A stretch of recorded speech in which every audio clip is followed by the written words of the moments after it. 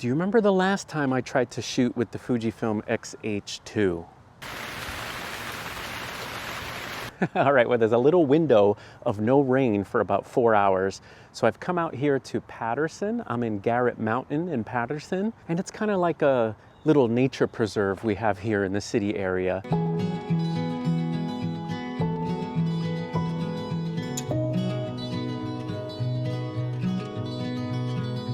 I see you.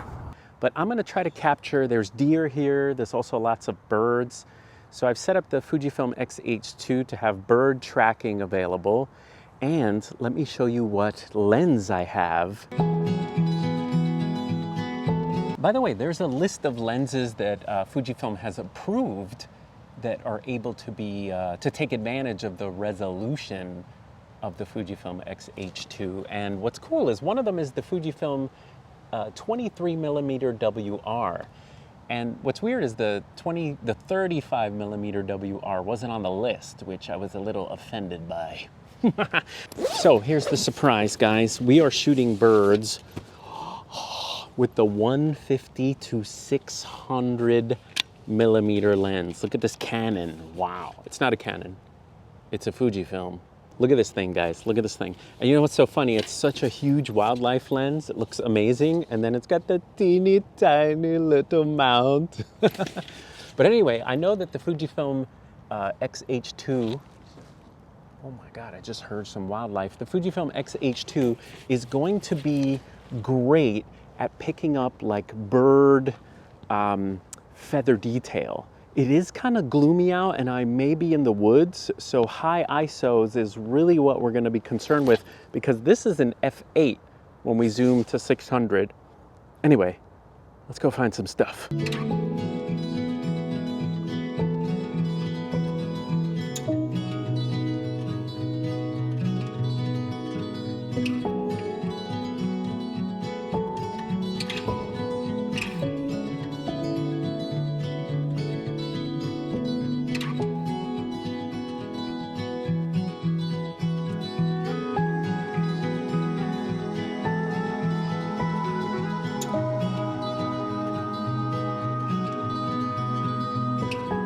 Okay, so far so good. I got a couple of birds. Also, I realized that I was trying to capture a little chipmunk and I had bird detection on, but it still captured the eye of the little chipmunk.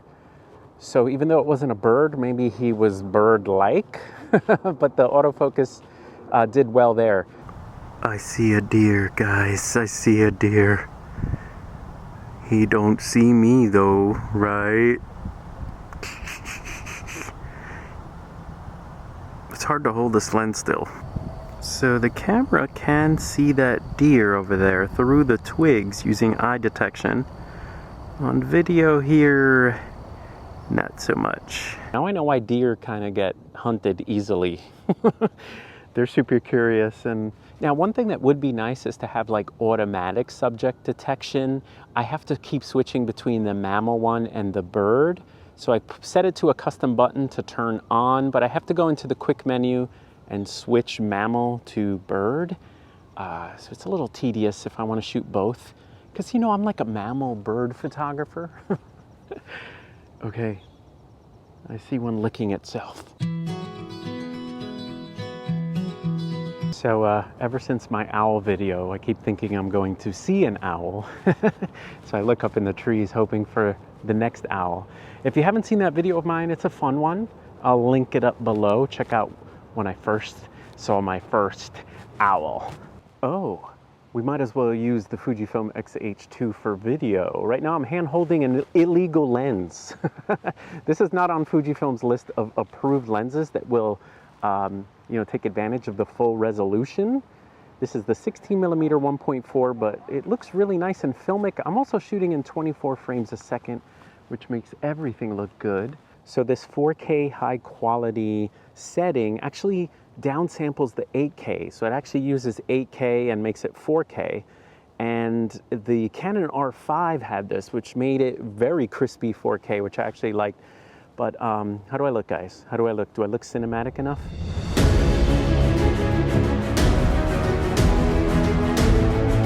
You ever see Gladiator?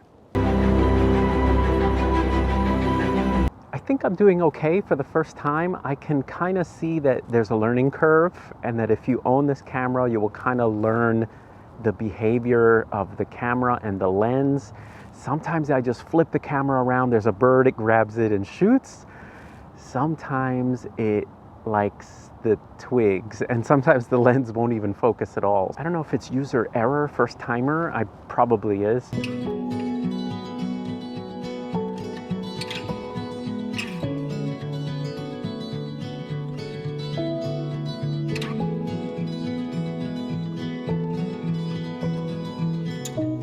Really getting, I think, some amazing photos, which with the sensor resolution, feather detail, I'm super interested in seeing that. Actually, let's just go home. Okay, we are back in the office. I'm using this microphone because the landscapers have decided to, as soon as the sun comes out, they've decided to just blow leaves everywhere. Now, it was an absolute joy shooting with the Fujifilm X H2, but I feel like I didn't get a full grasp of the camera. I just feel like I need to shoot a camera for a long time, so much so that I don't think about settings. It kind of becomes an extension of my body, and where I feel zen, that I can change settings without even thinking, and then I can properly evaluate the camera. So it's hard to say if it's an easy to use camera, if it's hard to use, if the custom functions, like what should the custom functions be? I think these are all things that you pick up personally as you grow with the camera. And I think with any camera, that should be your goal, that the camera, you've read the manual, you've shot a lot, and the camera doesn't get in your way of taking photographs. So let's put that out there, that I am not an XH2 expert after one day. I did appreciate the D-pad being back, so I didn't even switch white balance and ISO using the dedicated buttons. I used the D-pad because on all my Fujifilm cameras, up is white balance and right is ISO, so I just kind of stuck to that. Autofocus performance with the new autofocus algorithm thingamabubbies. I was impressed. I love when it put a box around an eye, and the motion of the little box was very fluid. So you got a good sense of what the camera was doing. It wasn't like some of these tracking boxes that are juddery and delayed. So that was very appreciated. Also, for what I was shooting, which was wildlife and birds, I think that a little bit, those are like some of the harder types of photography. I think if I was doing fashion portraits, no brainer, put it on tracking. It'll find an eye every time. I'm pretty confident it will. And you just shoot that way. However, with leaves and twigs and deer behind trees and things, I think your skill as a photographer needs to come in a little bit more. Your sort of experience with the camera itself, you actually learn its behaviors a little bit better. I think that will come into account a little bit more on how you use the autofocus. Will you shoot single focus point at a certain situation versus tracking? So there were certain times where a little bird, for example, would land on a what do you call it? A fence. The bird would land and I would turn the camera, hit autofocus, and it would find the bird. Then there were other times where the bird would land on a twig and I would miss the shot. Like, frustratingly, I could see the bird in the viewfinder, like blurry, and I would just miss the shot because it would focus further back. So I was trying to use the tracking. So that's an example of where if I own this camera, I would have an emergency button to have like single focus point, if the tracking isn't getting it right. And also, this is true of most mirrorless cameras. All the ones that I have tried, R5, the Nikon, they seem to, if the scene in the back is very brightly lit, sometimes the cameras get confused. And if there's twigs nearby, if you need to focus on something closer, like if a little bird just lands in front of you, good luck with all the systems. Now, with all this said, I can't properly judge the AF performance on one day and shooting in the dark forest with twigs everywhere and shooting a type of photography that I don't shoot. So take all of this with a grain of salt. Those of you that have been around here for a long time, I just grab a camera and run and just try to shoot with it and have a good time. So just take that into account watching this video. The autofocus snappy, fast, grabs birds, grabs eyes, and gets it right.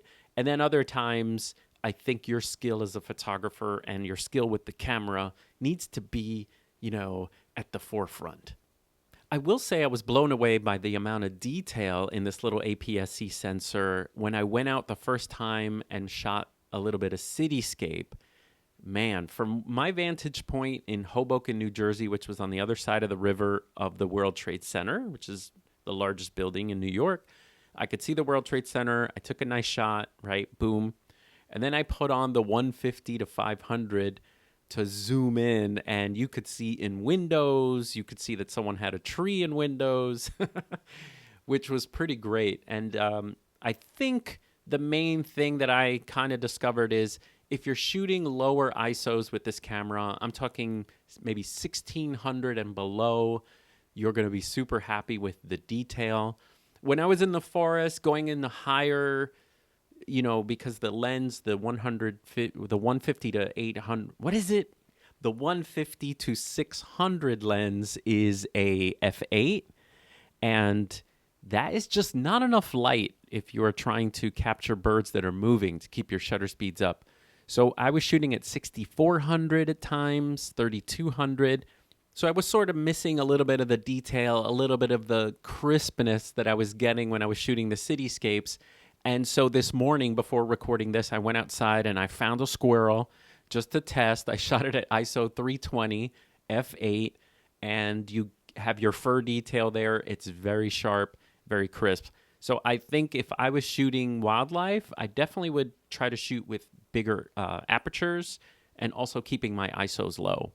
By the way, if you ever find yourself in trouble with higher ISOs, there's software that can sort of help you a little bit to denoise a lot of these images. So I didn't use any of those for these wildlife images that are award-winning, because that would be against the rules for the wildlife awards. Loves and things I wish could be better, just as an overall first impression. Love the grip, 100%, very comfortable to hold, especially with that huge lens. That's amazing. I love just the amount of buttons and dials that you can customize. With Fujifilm lately removing a lot of the buttons and dials from cameras, it's just really great that they threw them all on there. You have your D-pad, you have a joystick, you have buttons that can become anything. So absolutely great. You can customize this camera to work the way you want it to. Like I mentioned a second ago, I don't need ISO up there. I got my little D-pad.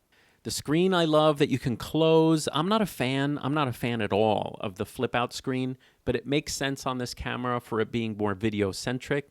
I was able to record myself using the 16mm 1.4. I could see my frame. I could see the delicious bokeh on the screen, which is fantastic. So that you need a flip out screen for this camera.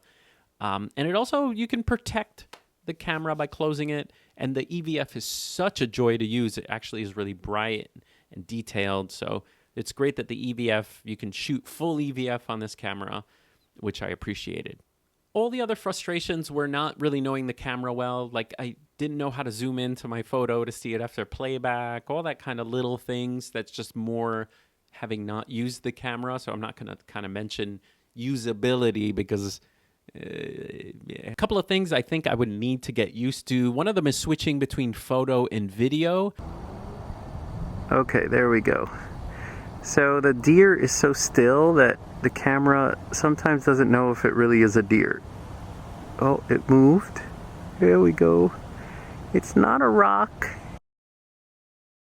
I like making switches without looking at anything, so I always appreciate a little flick. Like Nikon has a little flick, and you can be in a saved video mode, and you can hit record with your eye on the viewfinder.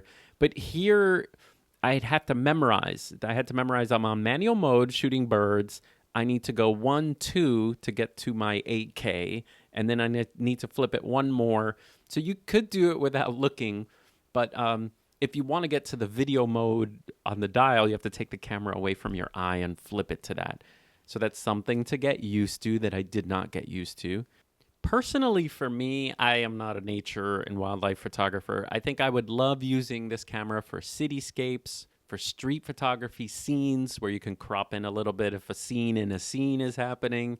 I think that's how I would use this camera, because with the Fujifilm colors, oh, also with portraits, duh, portraits and maybe wedding with the new fast autofocus, it's a nice little small, powerful camera that maybe if you learn its behaviors and quirks, it'll fit you like a glove. All right. Hope you enjoyed that. I'll see you guys next time.